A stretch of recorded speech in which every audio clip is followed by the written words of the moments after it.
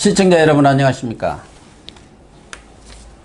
고영신의 시사정담 시작하겠습니다. 시청자 여러분, 윤석열 검찰총장이 대검 국감에서 대권 도전 가능성을 시사하면서 여야 잠룡들의 정중동 움직임이 가시화되고 있습니다.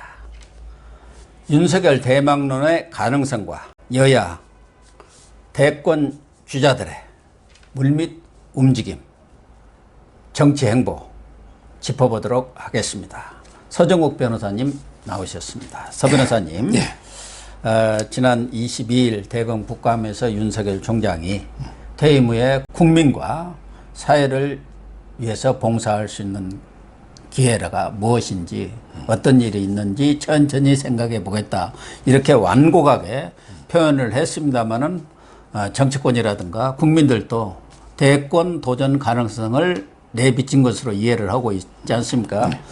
그러다 보니까 여러 잠룡들도 뜨거라, 일종의 매기 역할을 한 겁니다. 이렇게 해서 상당히 움직임을 가시화하는 것 같은 모습을 보이고 있는데, 윤석열 대망론 어떻게 보십니까? 일단 제가 하나는 이게 확실하게 알고요. 제가 나머지는 게 두 개는 잘 모르겠어요. 하나 이게 확실하게 제가 아는 거는요. 윤석열은 이제 그 정치한다. 이거는 확실하게 알겠어요. 근데 유상훈 변호사는 절대 정치 안 한다고 또 아닙니다. 그러시더라고. 제가 이게 그 윤석열 총장 직접 뵌 적도 있잖아요. 예, 그러니까. 그때 그 이충근 박사 국제정치학, 이충근 박사 유튜브 있잖아요. 지금 100몇십 회까지 안 빼고 이게 다 보고 있더라고. 국제정치. 그 다음에 경제도 공부를 많이 해요. 그러면 과연 이게 검찰총장이 국제정치나 경제 이런 공부나 여러 가지 본인이 국감에서 이게 정치 안 한다고 딱 답을 하지. 그렇죠. 봉사라는 거는 이게 변호사는 안 하겠다는 거 아닙니까? 이거는 제가 보기에 정치한다. 이거는 저는 확신하고 있고요. 변호사는 봉사가 아니죠. 생업이죠. 최동욱이처럼 이게 그거는 생업이죠. 7억씩 받고. 근데 제가 가장 궁금한 건 모르는 게 두 개인데요. 하나는 이게 이거 하면 그럼 어떻게 어느 당으로 올까? 그렇죠. 과연 이게 국민의 힘 당으로 올까? 아니면 이제 그 중도 신당을 하나 만들까? 이게 첫째 제가 모르는데요. 근데 제가 또 이것도 척근한데 들어본 바로는 아마 이게 그 국민의 힘은 좀 부담이 돼. 너무 우쪽이니까. 윤석열은 이제 좌우 이념은 없잖아요.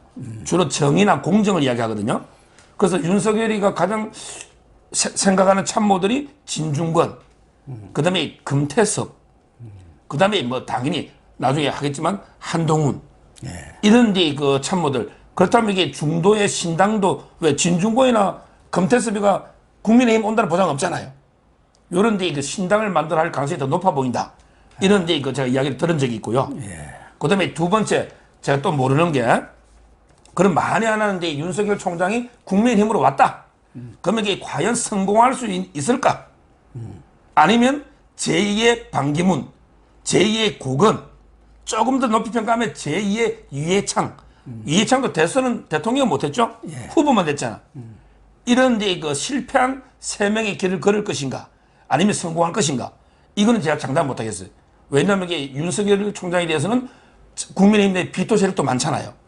이걸 이게 어떻게 보수를 결집하는지, 또 이제 검찰총장으로만 했지 정치적 능력을 보여준 분은 없잖아요. 그 점에서 성공 여부는 모르겠어요. 그래서 결론적으로 제가 정치한다는 건 알겠지만 어느 당으로 올지 성공할지는 모르겠습니다. 박사님의 고견이. 윤석열 총장은 국민적 어떤 지지, 그런 것은 아주 강하지만 정치적 시험대를 통과한 적은 지금 없고, 정치적 역량을 내비친 것은 없습니다.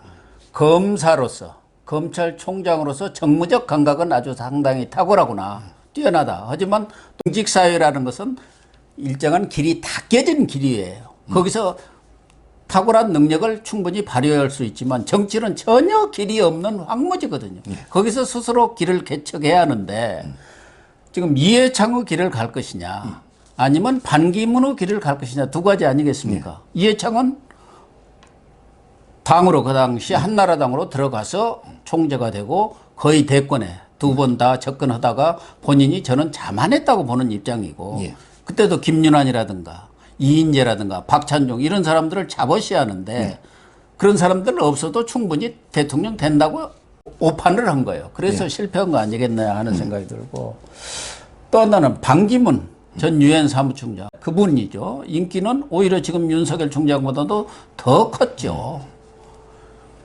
뭐 외교부 장관으로서 경력이라든가 이런 것도 있지만 유엔 사무총장이 갖고 있는 그런 역량이라든가 어떤 권위라든가 명예, 또 여러 면에서는 훨씬 검찰총장을 뛰어넘는 그런 그렇죠. 역량을 갖고 있는데도 불구하고 방금 말씀하신 대로 진중권, 금태섭, 한동훈 검사장 다 유능한 사람들입니다만은 정치는 전혀 모르는 사람들입니다. 그 당시 반기문 총장도 당연히 기존의 야권 세력, 그때는 여권 세력이었나요? 여권 세력하고 손을 잡고 정치를 할 걸로 예상을 했는데 제3의 길을 택했던 거 아닙니까? 그러니까 그 외교 참모들, 그 사람도 또 정치를 전혀 모르는 사람들입니다. 그렇기 때문에 우리는 제3의 길을 가야 차별화를 기하면서 새로운 정치 바람을 일으킬 수 있다 했는데 3주를 못 가고 깃발을 내렸습니다. 그런 면을 윤석열 총장이 아주 심각하게 생각을 해야 합니다. 그냥 주변에 그 검사들 몇 사람들 얘기 그런 것에 휩쓸려 갖고는 성공할 수 없어요. 결국에 제가 보니까 윤석열 총장이 박사님처럼 제대로 이제 정치 전문가 컨설팅을 받고 이런데 그 고언이나 조언을 받는다면 성공할 가능성이 있어 보이는데요. 너무 이제 그 아까처럼 본인의 참모들 있잖아요. 이쪽은 이게 매몰돼서 제3의 길. 아니 저희가 제3의 길에 성공한 예가 거의 없죠. 뭐 안철수도 마찬가지지만. 그래서 이제 그 방향을 잘못 잡으면 곡은 반기문처럼 또 이게 모래성처럼 와르르 무너져 있기 때문에 앞으로 그 좀 더 그런 게 심사숙고하는 게 필요한 것입니다. 과거에 김영삼 전 대통령 아주 정치 감각은 그분을 뛰어넘을 사람이 아직까지는 우리 정치사에 거의 없었다 할 정도인데도 불구하고 늘 얘기했지 않습니까? 호랑이를 잡으려면 호랑이 굴로 들어가야 한다. 그러니까 국민의힘에 가면은 내 기반이 어디가 있느냐? 또 그 사람들은 뭐 좀 너무 우측으로 기울은 것 아니냐? 그런데 판 속에 들어가서 거기서 경쟁해갖고 이길 때 그게 진정한 승자가 되는 것이지. 그 사람들하고 나는 해봤자 내 세도 없으니까 나는 우리 중도층을 모아서 세를 형성하겠다. 정당 만드는 일이 얼마나 힘든 일이고 정치는 종합의 술입니다. 그렇습니다. 정말. 그래서 제가 이제 그 윤석열 총장에 대한 제 개인 생각은요. 저는 이제 국민의힘으로 정치하는 거 있잖아요. 대환영이에요. 대환영. 왜냐하면 이제 그 기존의 그 후보들에 대해서도 상당히 매기 효과로 자극도 주고요. 그리고 이제 그 지지층을 중도로 외연으로 확장하는 이런 이제 역할을 하는 점에서 대환영인데 그렇지만 이제 그 윤석열 총장도 장점 단점을 제대로 이게 해서 너무 일방적으로 윤석열 총장만 믿고 지금 이제 그 장제원 의원 있잖아요. 이분은 이제 야 진짜 여왕벌이 나타났다. 여왕벌. 이런 식으로 너무 윤석열 총장만 믿고 저희가 자유파가 가다가 만약에 윤 총장이 뭐 낙마하거나 아니면 다른 제3의 길을 갔을 때는 완전히 닭을 쫓던 개가 지붕 쳐다보는 이럴 위험도 있잖아요. 그래서 저는 환영은 하되 냉정한 시각에서 같이 공정하게 경쟁할 수 있도록 이렇게 비판적으로 받아들여야 된다. 이렇게 봅니다. 그래서 그 김종인 비대위원장이라든가 주호영 원내대표 정치판에서 아주 잔뼈가 굵고 굵은 사람들 아닙니까? 반응 딱 보세요. 내심을 전혀 비치지 않고 변호사 하는 것도 다 국가 사회에 봉사하고 국민한테 봉사하는 것 아니냐. 검찰총장은 정치적 중립을 잘 지켜야 한다. 이렇게 딱 방어막을 치고 나서지 않습니까? 그러니까 그것이 뭐 여당의 어떤 공격의 빌미를 주지 않기 위해 하는 것도 있지만 방금 말씀하신 대로 윤석열 총장한테 지나치게 스포트라이트가 갈 경우 다른 대선 주자들이 다 죽어버리기 때문에 그 사람들이 서로 경쟁하는 그런 속에서 누군가가 말하자면 대권 주자로 선정이 돼야 그 경쟁력을 갖고 지금 문재인 정권하고 이길 수 있는 것이지 지금도 완전 기울어진 운동장 속에서 특정인 하나를 세웠다가 그 사람 무너지면은 솔직히 언니가 윤석열 총장의 단점도 많이 있지 않습니까? 그렇죠. 그래서 지금은 이제 그 옛날에 뭐 반기문도 꽃가마 이제는 이제 정치 인문의 꽃가마는 없어요. 탈락하기 본인이 몇 주 만에 와르르 무너졌는데 저는 윤 총장도 정치를 하려면요. 완전히 초심으로 정치는 아마추어 초보 아닙니까?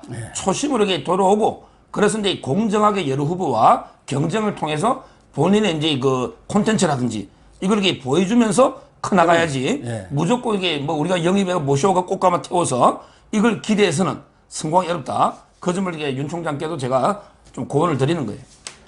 그래서 김종인 비대위원장 같은 분은 여러 정권도 창출한 경험이 있기 때문에 윤석열 총장이 스스로 자신의 역량을 보이면서 시험대를 통과해가지고 그때 윤 총장을 모셔와도 늦지 않다고 보는 거예요. 그렇습니다. 그 이전에 그쪽에 처가 쪽 문제라든가 또 윤 총장 개인이라든가 또 가족에 어떤 문제들이 있는지 우리 잘 모르잖아요. 맞습니다. 그런데 철저히 그런 검증이 부분들에 필요하죠. 대한 검증이 철저히 이루어져야 하는 거거든요. 예를 들면은 내년 이제 4월 재보선이 이루어지면은 각 후보들에 대한 검증 작업이 예상되는 후보들에 대한 잠룡들에 대한 작업이 진행이 될 겁니다. 그러면 여름을 지나면서 많이 추려질 거예요. 거기에서 윤 총장이 살아난다면은 충분히 야권 후보로서의 가능성을 내다볼 수가 있다고 해야겠죠. 그리고 저는요. 만약에 윤석열 총장만 바라보고 영입하고 이러다 보면 또 안 이제 되죠. 반기문 고건철의 위험이 있잖아요. 예. 이런 것도 저는 새로운 인물도 수혈이 필요하잖아요. 그러면 이제 저는 또 한 분으로 최재형 감사원장 있잖아요. 예. 그분도 야, 좋죠. 이분은 이게 오히려 더 흠잡을 게 별로 없는 것 같아. 왜냐하면 윤 총장은 이제 박근혜 이명박 수사하면서 또 이게 그 척진분도 많잖아요. 근데 최재형 이분은 집안부터 아버님도요. 예비역 그 해군 대령인데 6.25 때 그 대한해협 전투 최초 해전에서 승리했고요. 또 이제 최재형 이분은 별명이 우리 법조계에서도 까미남이에요. 까미남. 까도 이게 미담만 놓는 남자다. 까미남. 그래서 이제 별명도 작은 예수. 작은 예술에서 이게 소아마비 친구를 고등학교부터 연수원까지 얻고 다니고 또는 이제 그 입양도 2명 아들하고 이런 이제 그 훌륭한 스토리가 있고요. 그 다음에 이분이 또 이번에 그 감사할 때 봤잖아요. 문재인이가 월성 1호기 폐쇄 주범인 것처럼 문재인 관련설 요걸 이렇게 남겨놨고요. 그리고 나름대로 이게 정치력을 발휘해서 완전히 반발 안 사면서도 경제성은 조작됐다. 그 다음에 444개 파일이 위조됐다. 이걸 다 남겨놨잖아요. 상당히 저는 정치력도 있고. 그래서 이런 데 최재형이든 아니면 최근에 기재부 김동연이든 이런 여러분을 영입해서 같이 경쟁해야만 리스크를 줄일 수 있다. 이렇게 저는 봅니다.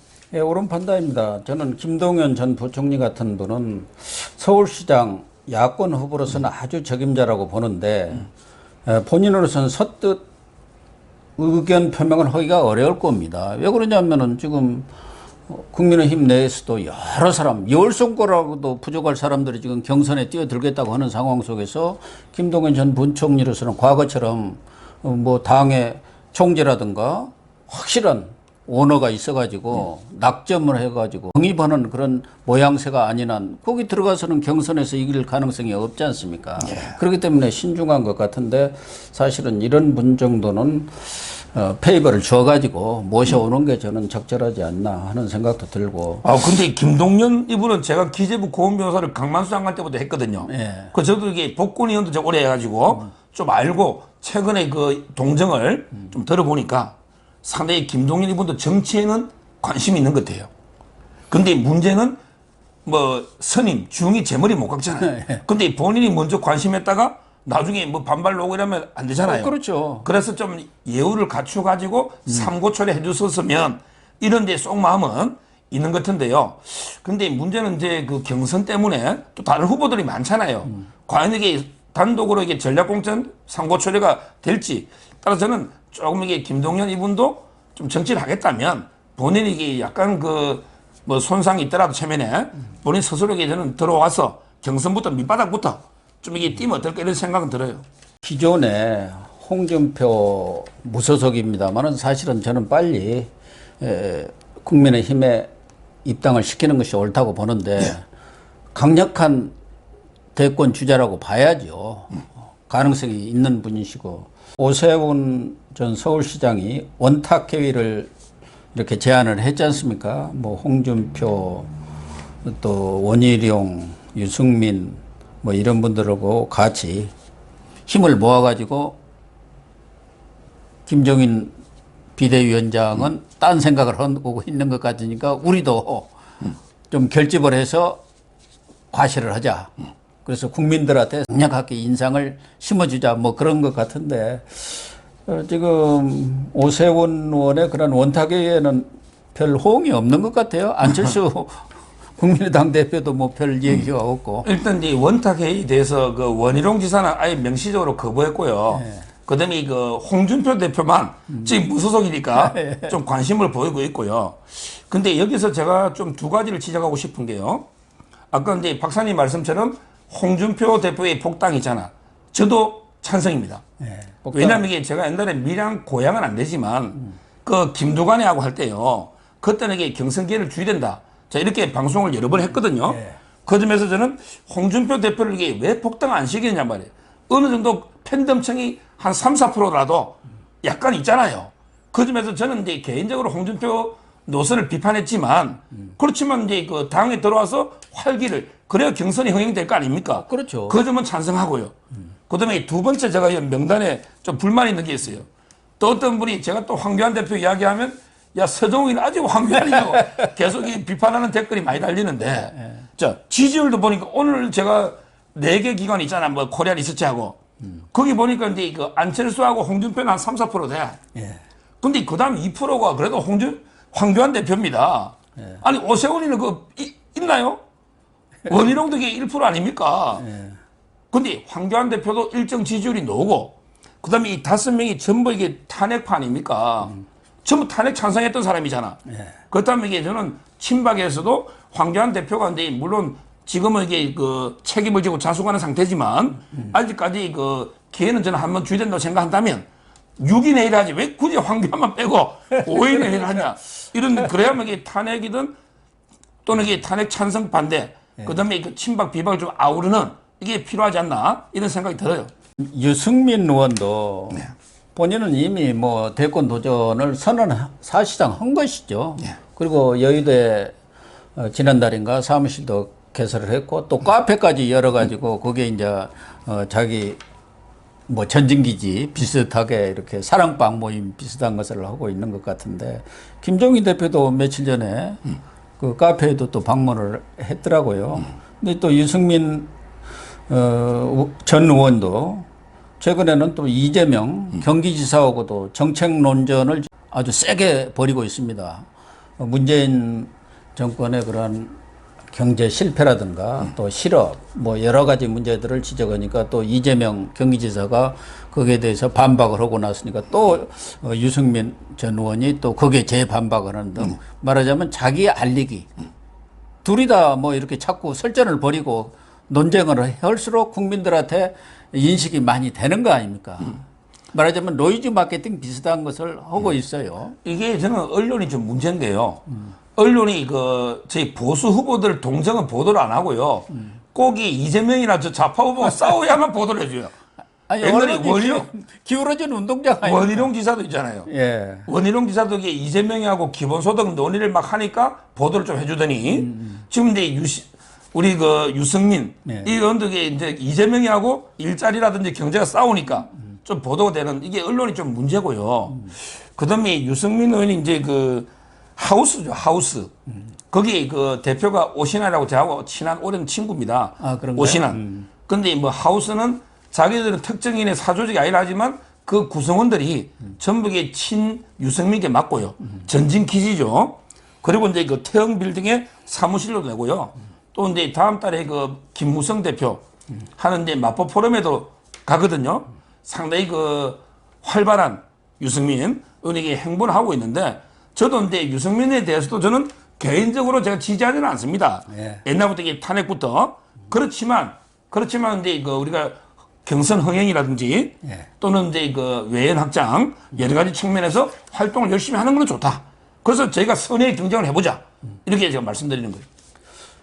그 김무성 전 의원 전 대표 얘기가 나왔으니까 그런데 김무성 전 대표가 킹메이커를 자임하면서 지금 마포 포럼을 운영을 하고 있는데 상당한 그 활동을 벌이는 것 같아요. 대선 주자급으로 예상되는 분들을 모셔와서 뭐 이렇게 특강도 시키고 토론도 하는 그런 모습은 좋은데 사실은 그런 일은 당에서 적극적으로 해야 하는데 김종인 비대위원장의 아쉬움이랄까 좀 부족한 점이 그런 것 같아요. 좀 적극적으로 이쪽의 상품들을 국민들한테 선보이는 그런 기회를 제공을 해야 하는데 경우에 따라서는 자기 후보들을 디스하는 좀 깎아내리는 듯한 이런 발언을 하니까 당 내외에서 왜 그래? 그런 반응이 나오는 것 같아요. 지금 이게 그 부산을 중심으로 해서 김종인을 이게 비토하고 몰아내고 조기 전대하자는 여론이 엄청나게 들끓고 있는 게요. 부산에 가면 문재인이 지지율은 대구 경북 다음으로 꼴찌야. 문재인 지지율이 낮아요. 근데 당의 지지율을 봤더니 민주당이요. 국민의힘보다 훨씬 높은 거예요. 이거는 이제 김종인이가 부산에 자꾸 국민의힘 후보들을 깔아뭉개고 자꾸 후보가 없다 하면서 너무 그 친호남 쪽으로 이쪽 하다 보니까 이제 부산에서는 상당히 문제고요. 그래서 너무 이게 저는 김종인 이분이 이게 전에 박상도 말처럼 마이크도 독점하지 말고 좀 이게 제대로 이제 활동할 수 있는 무대를 만들어주는 이런 역할이 필요하고요. 그 다음에 이 후보 중에 제가 또 꼭 한 분을 이야기해야 될 것 같아요. 원희룡. 네. 왜냐하면 제가 저번 주에 뵀거든요. 좋은 분인데 저번 주에 제가 원희룡 지사를 한번 뵀는데요. 예. 이 5분의 후보 중에 대부분은 키스가 크게 나버렸잖아요. 예. 저번 대선에서 이제 홍준표 대표는 24%, 안철수 등에 21%, 유승민 6.8% 전부 키스가 좀 낮죠. 그다음에 오세훈 시장도 최근에 선거를 좀 종로부터 지고 이번에 뭐 어떻든 고민정이한데 이렇게 제가 키스가 많이 났는데 원희룡 지사는 어떻든 오선 무패 아닙니까? 수도권의 양천에서 3선, 그 호남이 많은 제주에서 재선. 그리고 이분이 이게 또 가난한 아버지가 강길집 아들에서 학력고사 전체 수석, 역대 사법고시 최고 점수로 수석. 이런 게 스토리가 좀 있잖아요. 그래서 저는 상당히 이런 분들이 그러니까 기존에 있던 오세훈이가 지목한 5분, 거기에 황교안 대표, 거기에 영입하는 윤석열, 김동연, 최재형 이런 식으로 이게 뭐 구룡, 심룡이 이렇게 하면요. 저쪽보다 훨씬 낫죠. 충분히 가능해요. 그럼요. 저쪽이 뭐 솔직히 이낙연은 이미 추풍낙연이 돼가지고 이미 이낙연은 회복이 불가능하게 됐고 제가 보기에는 오히려 저는 정세균, 이재명 그다음에 재판 11월 6일 날 살아나면 김경수 있잖아. 그러니까 정세균을 주목해. 오히려 이게 저는 저쪽보다 충분히 다양한 인물이 놓을 수 있다. 이런 보는 거예요. 원희룡 제주지사는 민주당의 정세균 총리하고 이미지라든가 모든 면이 같아요. 사람은 훌륭하고 인품도 다 좋은데 국민이 안 알아주는 거예요. 국민이 알아줘야 하는데 정세균 총리가 늘 그 얘기해요. 그런데 카리스마라든가 뭔가 이렇게 스토리가 있어야 하는데 그런 것들 뭔가 국민들한테 탁 꽂히는 필이 꽂히는 그런 게 없는 정치인이에요. 무난하고 원만하다 보니까. 근데 그 정치도요. 옛날에 우리 시 구절처럼 자고 일하니까 유명해졌더라. 근데 지지율은요. 움직이더라고. 옛날에 그럼요. 역사를 보니까 김무성이 있죠. 한때 1위를 계속 달렸잖아요. 김무성이도. 그다음에 황교안 대표도 한때는 압도적 1위였죠. 근데 지금 그렇잖아요. 지지율이 저는 정세균이가 오히려 이낙연보다는 이게 그 가능성이 좀 더 있지 않을까. 요즘 움직이는 거 보면 이런 생각이 들고 그래서 지금 지지율은 앞으로 이게 많이 남았잖아요. 네, 많이 요즘. 그래서 지지율은 뭐 엄청나게 변동합니다. 과거에 노무현 전 대통령하고 이해창 당시 한나라당 총재하고 붙었을 때 1년 사이에 완전히 지지율이 4번을 그러니까 천정과 바닥을 오갑니다. 그렇게 뒤바뀝니다. 지금 이게 마라톤으로 치면 이제 뭐 1km도 안 달린 예. 이런 거기 때문에 아직 뭐 지금 출발도 안 저는 이게 그렇죠. 의미가 지금 없고요. 워밍업은 하고 앞으로 이게 있는 좀 지켜봐야 되는 거예요. 예. 어쨌든 윤석열 검찰총장이 대권 도전을 시사하면서 윤석열 대망론이 아주 국민들 사이에 상당한 희망과 기대를 불러일으키고 있는 것이 사실이고 아마 검찰 내에서도 이번에 윤석열 총장의 그런 국감 발언을 보고 검심이 거의 똘똘 뭉치는 것 아닌가 그런 생각도 들어요. 그렇죠. 원래 이제 그 윤석열 지지하는 검찰이 원래 90%인데요. 이번에 이제 추미애 이런 뭐 국감 거치면서 더 결집해서 제가 보기에는 거의 압도적으로 예. 정말 뭐 진혜원이 같은 사람 있잖아. 뭐 나이트클럽 만드느냐고. 이런데 진혜원이나 아니면 이제 이종근의 그 부인 있잖아요. 그 박은정이 이종근. 예. 이런데 몇몇 점사 전국에 검사가 2,200명이면요. 저쪽 검사 한번 저쪽 검사라고 했던 박순철도 윤석열 지지하면서 이게 사퇴했잖아요. 예. 골수 저쪽 검사는 제가 보기에 100명도 안 되는 거의 뭐 90% 월등 이상 윤석열 지지기 때문에 앞으로 이제 이런 이제 저는 윤석열 현상이 상당히 우리 자유파에도 긴장감을 불어줬고 예. 앞으로 이게 패배의식 있잖아. 예. 패배의식을 좀 불식시키는 우리도 하면 된다.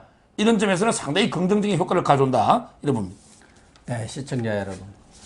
윤석열 총장이 정치를 할지 안 할지, 대권에 도전을 할지 안 할지 아직은 예단하기는 이릅니다만은 분명히 미꾸라지 속에 매기 역할을 하고 있는 것만은 틀림없고 윤석열 총장이 만약 대권 도전에 나선다면 퇴임 이후에 그렇게 될 경우 야권으로서는 특히 보수 진영으로서는 충분히 2022년 대선에서 정권을 되찾아올 수 있는 그런 가능성, 희망을 보여준 것 아니냐.